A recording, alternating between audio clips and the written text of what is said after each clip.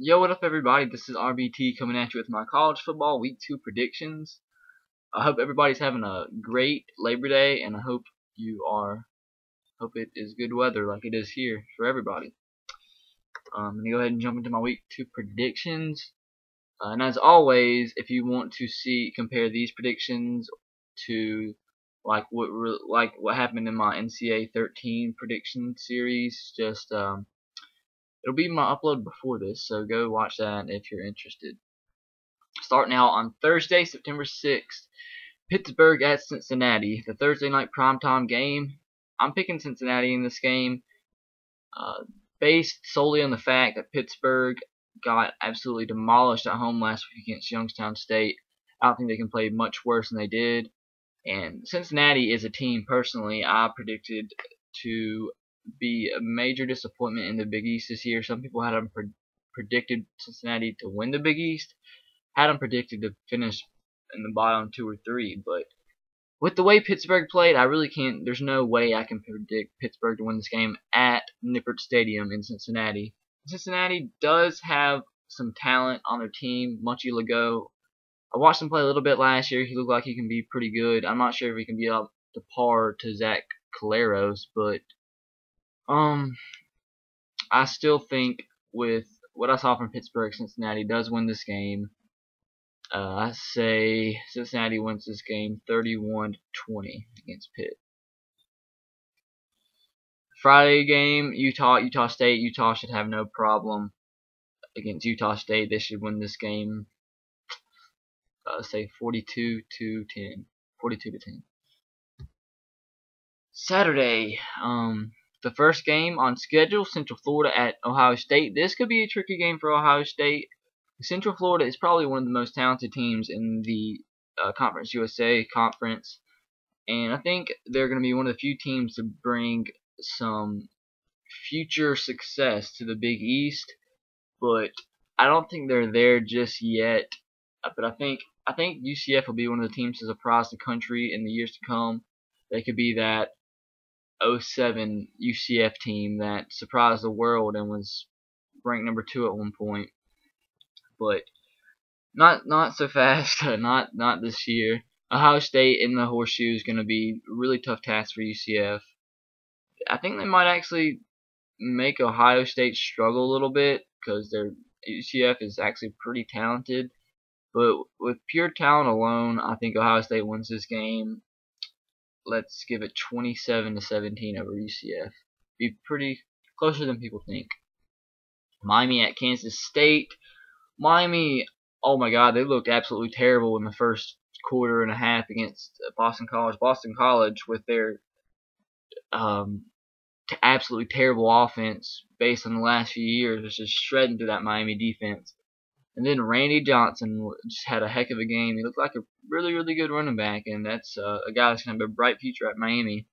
But they're playing at Kansas State, led by quarterback Colin Klein.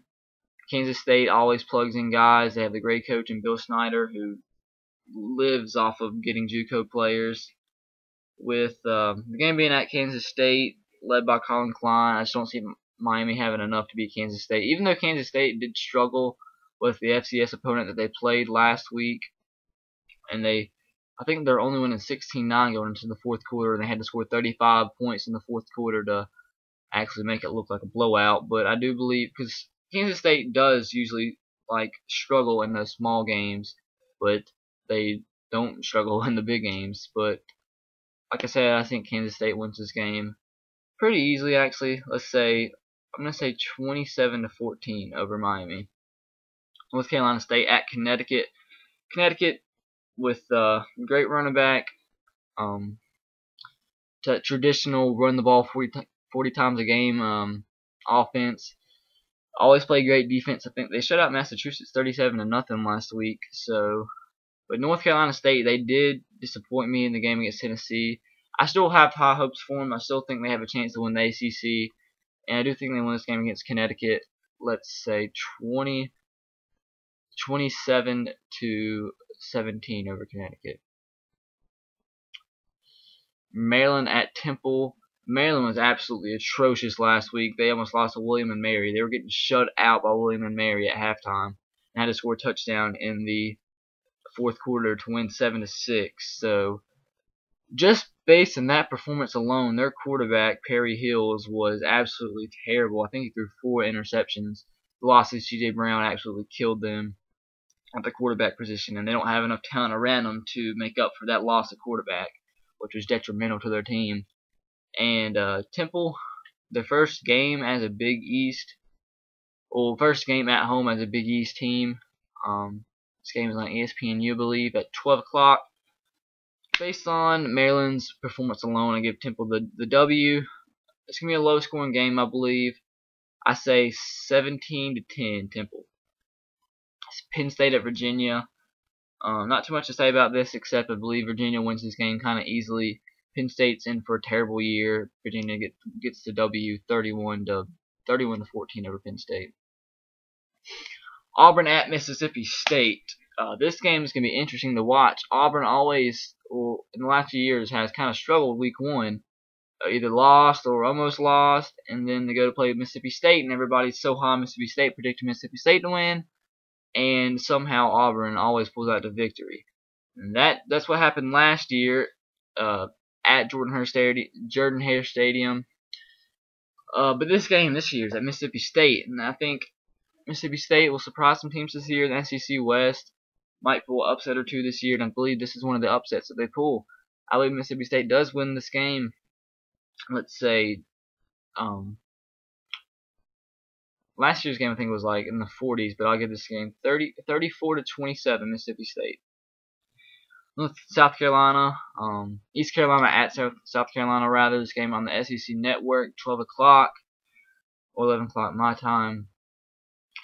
South Carolina should have no problem with East Carolina. South Carolina should run all over them. Hopefully Connor Shaw won't get hurt 25 times again. I don't even know if he's going to play. He got so banged up in that game against Vanderbilt. But he has had over a week to rest. But South Carolina should win this game. Let's say 38-10 over East Carolina.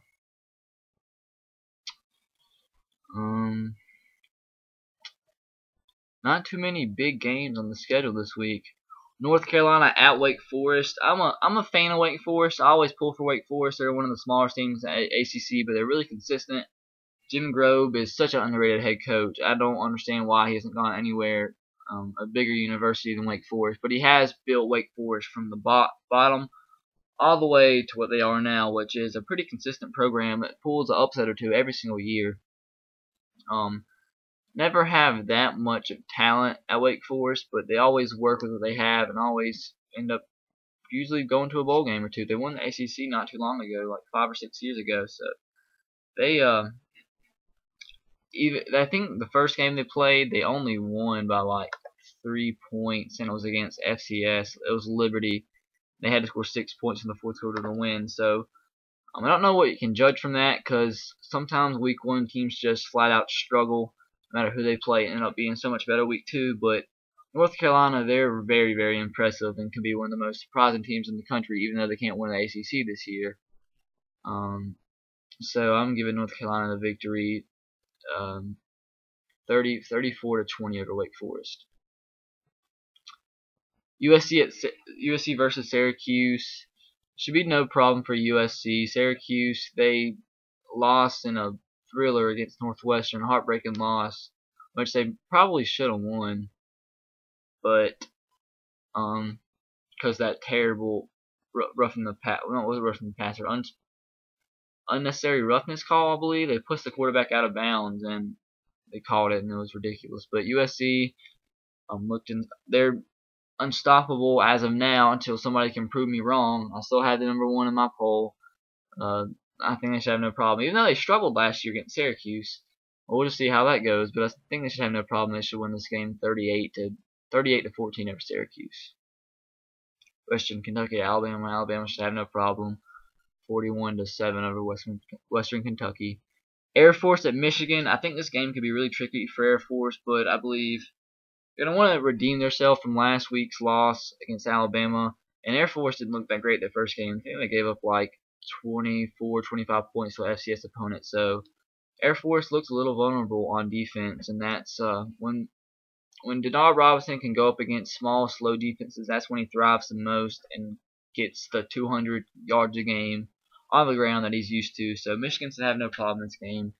They should score in the 30s. I say they win this game 35-14 over Air Force. Florida at Texas A&M. This game is really interesting to predict. Florida looked absolutely terrible to me in week 1. They have no consistency, no playmakers, just no. I don't even know how to categorize Florida's offense. They just have nothing, and they just have to score out of nothing. And I don't understand why, because they have all these 5- and 4-star recruits, but when you don't have a quarterback and a head coach that knows how to call a game, you're not going to do well at all, and especially in a conference such as the SEC. It actually made me mad watching that game because they did not give Jacoby Brissett a fair chance. And if I was him, I'd be transferring right now and trying my best to end up like the Cam Newton-Tim Tebow fiasco when Tim Tebow won the starting job. Cam Newton goes away, and you see what Cam Newton does. And I would love for more than anything than Jacoby Brissett to do that and turn into a player like Cam Newton, because he did not get the fair share of snaps in that game.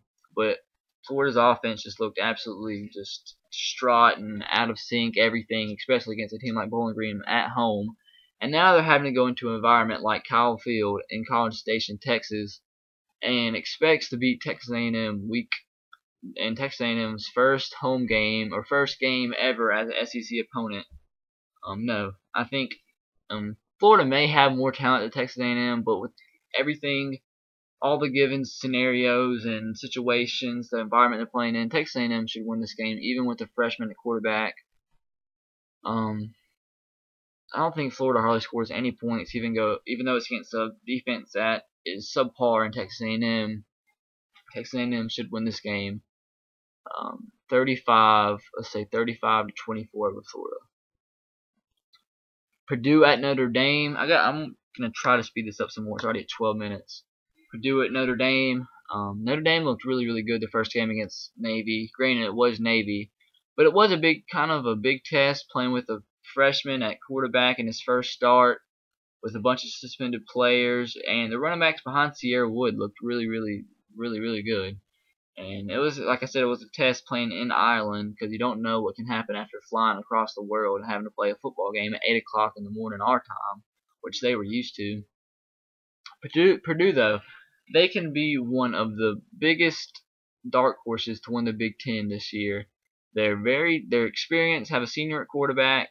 They just have talent all around them. They played very well their first game, but it'll be very tough playing at Notre Dame. This game, I don't know who I'm going to predict. I'm going to say Purdue does win this game. I don't know why, because it could go either way, but I'm going to say Purdue, very, very close. I'm going to say 28-24 over Notre Dame. Very close game. Indiana, Massachusetts. I don't know why I'm predicting this game. Indiana, they just make no sense to me. They're in a conference like the Big Ten, but they may actually be probably one of the worst teams out of every single team in the country when they're in a BCS conference. So they're playing at Massachusetts. I'm going to pull the upset here. Massachusetts got blown out and shut out by Connecticut 37-0, but this is their first home game as an FBS opponent, and they're playing Indiana, who is obviously extremely beatable. Massachusetts wants to prove themselves here, wants to get their first win as an FBS team, and I think they do get that against Indiana. Low scoring game, very close game. I'm going to say 13-10 Massachusetts. Iowa State at Iowa. Iowa barely put out the victory against Northern Illinois. They had to score 8 points in the fourth quarter to beat Northern Illinois rather. Northern Illinois had the longest winning streak in the country that was snapped against Iowa. So Northern Illinois, I don't know what you really can get from that game. Is it Iowa's just that bad, or Northern Illinois just picked up from last year? And granted, Iowa did have to replace a ton of players. I'm not sure the exact number, but they had to replace a ton of players. Iowa State didn't look that bad in their first game. They gave up a bunch of points, but they scored a bunch of points too. This game's being at Iowa in a tough environment for Iowa State. I'm going to pick Iowa in this game. It's going to be very, very close. I think Iowa State actually won this game last year. But I'm going to say Iowa wins this game. Let's say 24-21 over Iowa State. South Florida at Nevada. I'm really hoping, I'm pulling for South Florida because I have a really good friend that plays for South Florida, playing at Nevada. Don't know what happens when you go into a small environment or a small stadium and have to play a team like that. You don't know what can happen. Nevada pulled the upset against Cal last week, and I don't know if that's really just a bad matchup for Cal because traditionally they've just absolutely failed against pistol offenses, and that's what Nevada's known for, and that's what they're known for bringing into college football, specifically the D1 FBS level. But South Florida, they're going to win this game, I believe. They have too many seniors. I think they have 25 seniors. I heard that yesterday. It's a senior-led team. B.J. Daniels isn't going to let them lose against a team like Nevada. They have aspirations of winning the Big East and going to a BCS Bowl. So I'm going to say South Florida wins this game 34-28 over Nevada. Close game. Wisconsin at Oregon State. Wisconsin is another team that struggled against a team like Northern Iowa. They won 26-21, and Northern Iowa was retarded and went for like a pass and a fourth down when they could have just either ran the ball or punted it and had a better chance to win than they had going for it. But Oregon State's been like the laughingstock of the Pac-12 last few years. With all due respect, they have been. I'm pulled for Oregon State, but I don't see them winning this game. Wisconsin, I think, will come back from their struggles.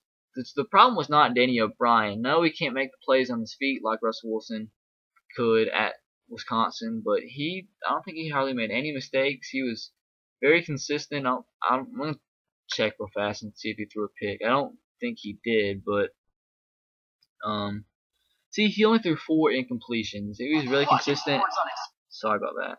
Monty Ball had like 30 carries for only like 110 yards. You can't do that again. If you're going to be a Heisman candidate, you have to perform better against an FCS opponent like Northern Iowa. How do you expect to go off on a decent Pac-12 opponent like Oregon State and only score or only run for 110 against Northern Iowa? I don't see that happening. Monty Ball, if he wants to actually be a serious candidate for the Heisman, he needs to get his butt in gear, so to speak. But I just don't see Wisconsin losing this game. I'm going to say it's going to be a close game. I think they scored less than they did against Northern Iowa. I'm going to say 20-13 over Oregon State. A close game because it's in Corvallis. Tough environment.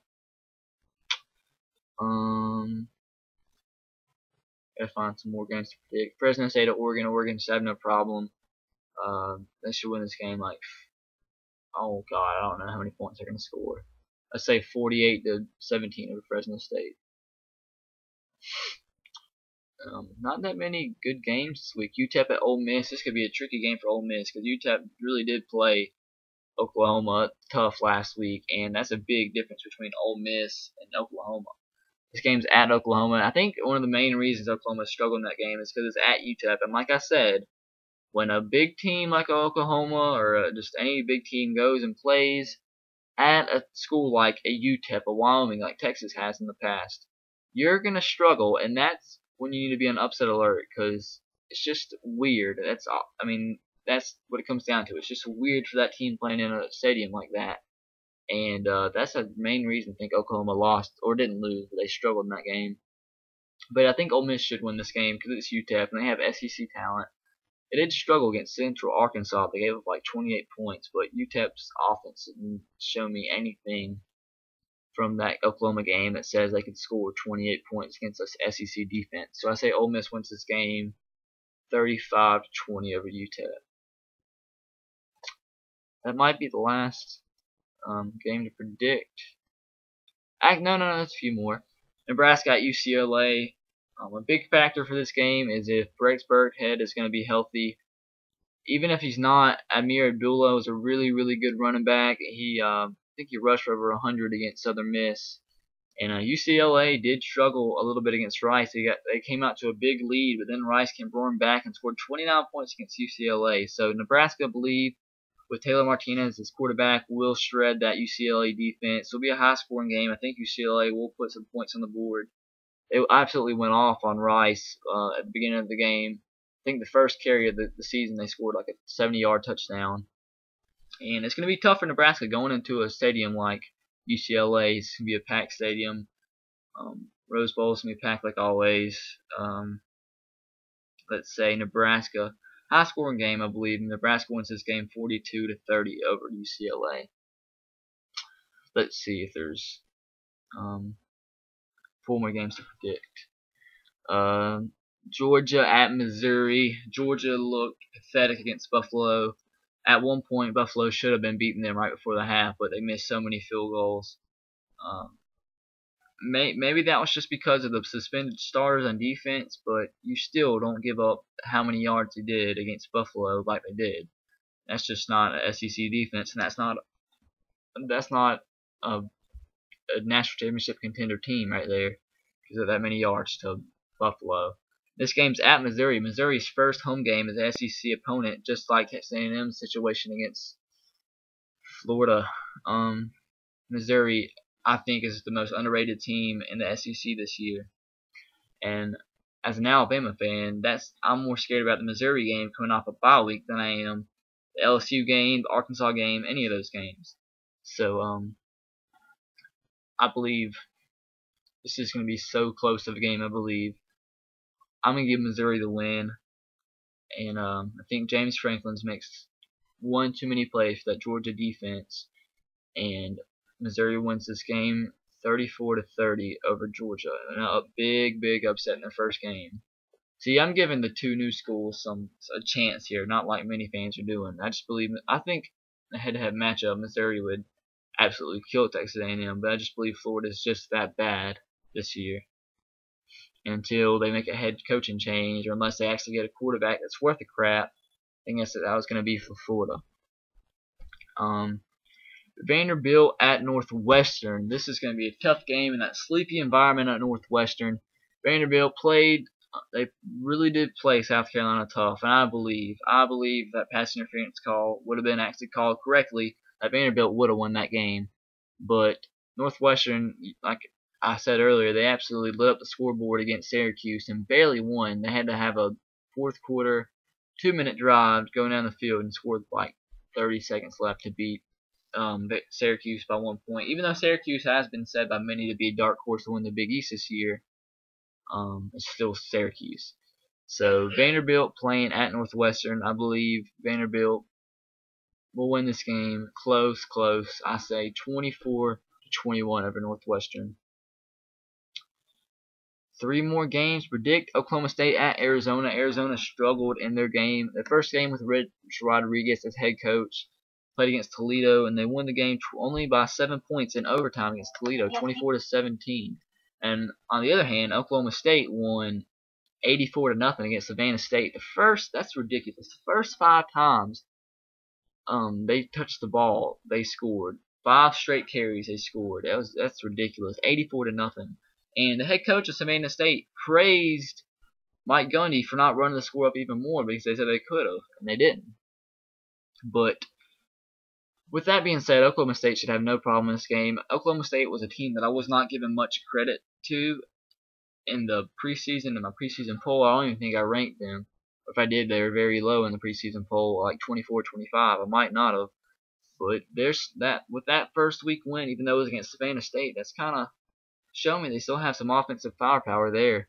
And I'll learn a lot more about them this week at Arizona. With that said, I do believe they win this game really easily. I say 42-20 over Arizona. Duke at Stanford. This is a possible upset. We still do not know how good Stanford is this year. That's another team I had really low in my poll. I don't think I had them ranked either. They won by 3 points against San Jose State, when last year they beat them by over 50. And Duke is a team that's up and running, or up and coming, under head coach David Cutcliffe. So, Duke, I don't know if I can give Duke the win here. Because at Stanford's